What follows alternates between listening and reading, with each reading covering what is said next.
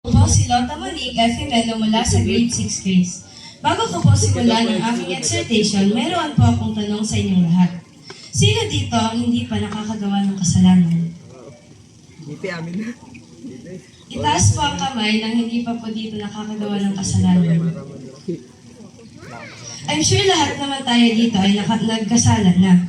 According to Romans 3:23, for all have sinned and come short of the glory of God. Nang hindi sinunod nila Adam at Eve ang tubod ng Diyos, nagsimula ang kasalanan. Dahil sa kanila, ang sumunod at susunod pang henerasyon ay makasalanan na. Ayon sa Romans 3:23, for the wages of sin is death, but the gift of God is eternal life through Jesus Christ our Lord. The payment for our sins is our life, but because of how much God loves us, He sent His only Son to die on the cross for us. Si Yesu Cristo ay bumaba sa kalangitan, nagturo nagsalita ng Diyos at pinahirapan ang kanyang mga iniligtas. Did you know that Jesus had the power to command the angels from heaven to save Him from death and to punish the people who hurt Him? But He didn't. Bakit kaya hindi niya iniligtas ang kanyang sarili kahit kaya niya? Hinayaan niya na saktan natin siya at ipako sa krus dahil sa kanyang labis na pagmamahal sa atin.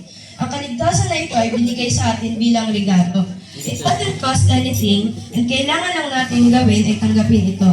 John 3:16, for God so loved the world that He gave His only begotten Son, that whosoever believeth in Him shall not perish, but have everlasting life.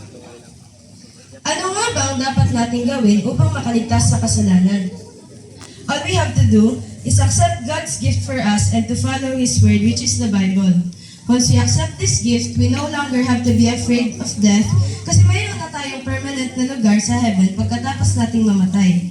Doesn't it feel wonderful to know that the God who placed the stars in the sky, who made the sea, who made the highest mountains, loves us unconditionally, that He even gave His own Son to die for us? Truly, God's love is indescribable. Amen? Bago po ako magtapos sa aking exhortation, tayo po ay sandaling manalangin. Lord Jesus, maraming salamat po sa araw na ito. Salamat po sa inyong ginawa para sa amin at sa pagmamahal niyo po. Ingatan niyo din po sana kami sa buong maghapon pa. In Jesus' name, Amen.